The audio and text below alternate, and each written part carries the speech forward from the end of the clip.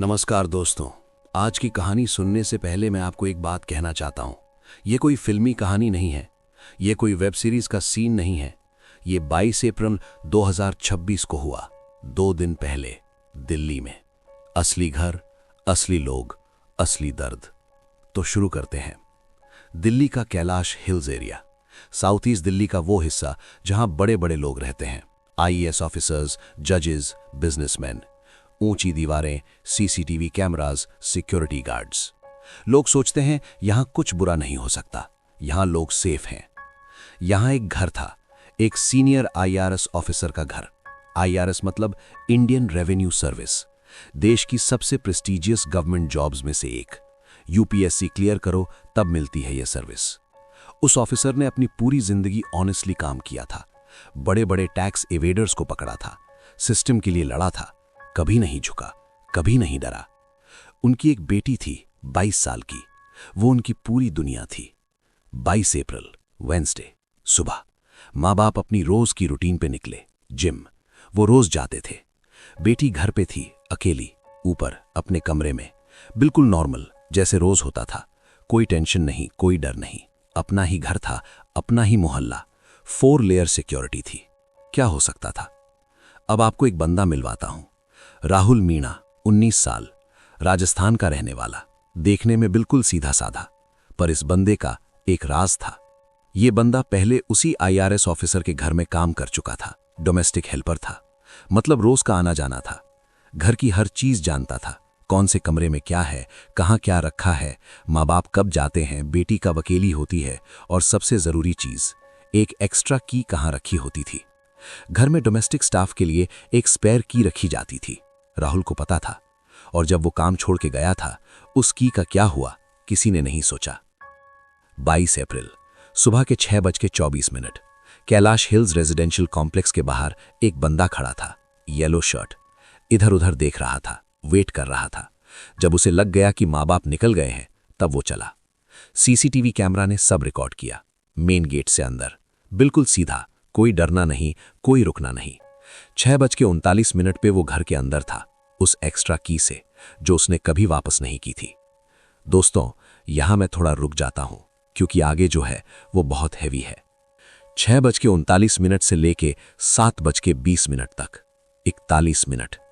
इन 41 minute में उस घर के अंदर क्या हुआ? एक 22 साल की लड़की अकेली थी और एक आदमी था जिसने उसी घर का नमक खाया था, राहुल ने। उस लड़की के साथ रेप किया और फिर उसने एक मोबाइल चार्जिंग केबल उठाया और उस लड़की का गला घोंट दिया। 22 साल, चार्जिंग केबल, अपने ही घर में। फिर उसने घर से 2,50,000 रुपए कैश उठाया, सीधा बाहर निकल गया। 7:20, सीसीटीवी ने फिर रिकॉर्ड किया। राहुल बाहर जा रहा था, नॉर्मल पेस, नॉर्मल फेस, जैसे कुछ हुआ ही नहीं, जैसे वो बस किसी काम से आया था और अब जा रहा है। 41 मिनट में उसने सब कर दिया था। जिम खत्म हुई। एक बाप और एक माँ घर की तरफ चल रहे थे, थके हुए, नॉर्मल। सोच रहे होंगे घर जाके चाय पिएंगे, बेटी से बात करेंगे, आज क्या खाना बनेगा। वो छोटी छोटी बातें जो हम सोचते हैं घर जाते वक्त। घर पहुंचे, अंदर गए, ऊपर गए, बेटी का कमरा। दोस्तों, वो एक सेकंड, वो एक मोमेंट मैं वो डिस्क्राइब नहीं कर सकता, कोई नहीं कर सकता। एक बाप अपनी बेटी को उस हालत में देखता है, सिर्फ वो बाप जानता है वो सेकंड कैसा होता है। एम्बुलेंस आई, हॉस्पिटल ले गए, डॉक्टर्स ने देखा और जो बोला उन्होंने, डेड ऑन अराइवल। वो आईआरएस ऑफिसर जिसने पूरी जिंदगी देश के लिए भी, जो बड़े बड़े लोगों से नहीं डरा, आज वो हॉस्पिटल के बाहर खड़ा था, सिर्फ एक बाप बन के, और कुछ नहीं कर सकता था। पुलिस को इंफॉर्मेशन मिली, हॉस्पिटल से भी कॉल आई। Joint commissioner of police Vijay Kumar ने पर्सनली केस हाथ में लिया। पहला सवाल, अंदर कैसे आया? कोई घर में तोड़ी फोड़ी का कोई निशान नहीं था, मतलब कोई जानने वाला था, कोई जिसे घर की एंट्री पता थी। सीसीटीवी फुटेज निकाली गई और वहां था सब कुछ, येलो शर्ट, चेहरा, टाइमिंग। 6:24 अंदर, 6:39 घर में, 7:20 बाहर। फेस आइडेंटिफाई हुआ, राहुल मीणा, पहले उसी घर में काम करता था। 15 टीम्स बनाई गई, एक साथ, दिल्ली और राजस्थान दोनों में। हर ओयो होटल, हर धर्मशाला, हर बस स्टैंड, हर रेलवे स्टेशन चेक हो रहा था, सब। क्योंकि पुलिस जानती थी बंदा भाग रहा होगा। 2,50,000 कैश था उसके पास, कहीं जाएगा जरूर। और राहुल मिला। द्वारका, दिल्ली का द्वारका एरिया, एक ओयो होटल, उसी में था वो। वही येलो शर्ट, वही चेहरा, और उस बैग में वो 2,50,000 रुपए जो उसने उस घर से लिए थे। घर जहां उसने काम किया था, जहां खाना खाया था। Arrested, charges rape, murder, robbery. पर दोस्तों यहां केस और भी डार्क हो जाता है। इंटेरोगेशन शुरू हुआ और एक चीज सामने आई जिसने इन्वेस्टिगेटर्स को भी हिला दिया। 21 अप्रैल, मतलब सिर्फ एक दिन पहले, अलवर में एक रेप केस रजिस्टर हुआ था और उस केस में भी राहुल मीणा का नाम आ रहा था। यानी ये सीक्वेंस था। 21 अप्रैल अलवर क्राइम, फिर वो सीधा दिल्ली आया। 22 अप्रैल कैलाश हिल्स, ये सब। जॉइंट सीपी विजय कुमार ने प्रेस कॉन्फ्रेंस में खुद कहा, इस आदमी में एक क्रिमिनल साइकी है जो बार बार इस तरफ जाती है। ये कोई एक बार की गलती नहीं थी, ये एक पैटर्न था। 19 साल का बंदा, 2 स्टेट्स, 2 क्राइम्स, 2 दिन में। दोस्तों ये सवाल पूरी दिल्ली में घूमा। उस घर में 4 लेयर सिक्योरिटी थी, सीसीटीवी था, सिक्योरिटी गेट था, गार्ड था, बड़े आईआरएस ऑफिसर का घर था। फिर भी वो अंदर आ गया, 41 मिनट रहा और निकल गया। कैसे? एक एक्स्ट्रा की, बस सिर्फ एक एक्स्ट्रा की इंफॉर्मेशन और 4 लेयर्स उसने बाईपास कर दी। इन्वेस्टिगेटर्स का पूरा फोकस अभी इसी पे है कि एग्जैक्टली कैसे, कब, कैसे एंट्री हुई। पर एक बात क्लियर है, जब राहुल ने वो घर छोड़ा था तब किसी ने उस की के बारे में नहीं सोचा, और यही एक गलती एक अंधेरी सुबह ले आई। दोस्तों ये सिर्फ उस एक घर की कहानी नहीं है। हमारे घर में कितने लोग आते हैं, प्लम्बर, कारपेंटर, काम वाली बाई, हेल्पर।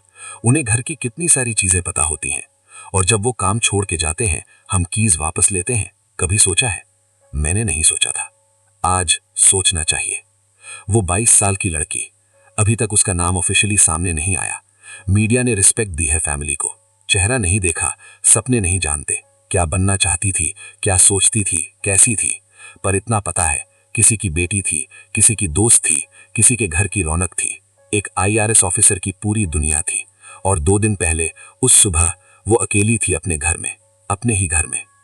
राहुल अरेस्टेड है, केस कोर्ट में जाएगा, चार्जेस प्रूव होंगे, सजा मिलेगी, सिस्टम अपना काम करेगा। पर वो बाप, वो मां, उन्हें उनकी बेटी मिलेगी वापस? नहीं दोस्तों। जब भी मैं ऐसी कहानी सुनाता हूं एक चीज जरूर कहता हूं, ये सिर्फ क्राइम नहीं है, ये एक वार्निंग है हमारे लिए, आपके लिए, मेरे लिए, सबके लिए। घर में जो लोग काम करते हैं या करते थे उनकी कीज चेक करो आज। अगर कोई काम छोड़ के गया है, कीज वापस ली है, बैकग्राउंड चेक किया था, ये लग्जरी नहीं है, ये जरूरी है। और जब घर में कोई अकेला हो, बेटी हो, बहन हो, कोई भी हो, एक कॉल, बस एक कॉल करो, 2 मिनट का काम है। कभी कभी वो 2 मिनट ही किसी की जिंदगी बचाते हैं। वो लड़की हम नहीं जानते थे, पर आज उसकी कहानी सुन के कुछ फील हुआ होगा, अंदर कुछ हुआ होगा। अगर हुआ तो प्लीज शेयर करो ये वीडियो अपने फैमिली ग्रुप्स में, दोस्तों को भेजो। क्योंकि अगर एक भी घर में कोई एक भी इंसान आज की वापस मांगे या एक कॉल करे तो शायद कोई और 22 साल की लड़की बच जाए। लाइक करो, सब्सक्राइब करो और बेल आइकन दबाओ, क्योंकि ऐसी रियल कहानियां जो हमें जगा देती हैं वो मैं लाता रहता हूं इस चैनल पे। और कमेंट में सिर्फ एक कैंडल लिखना, एक, बस, उस बेटी के लिए।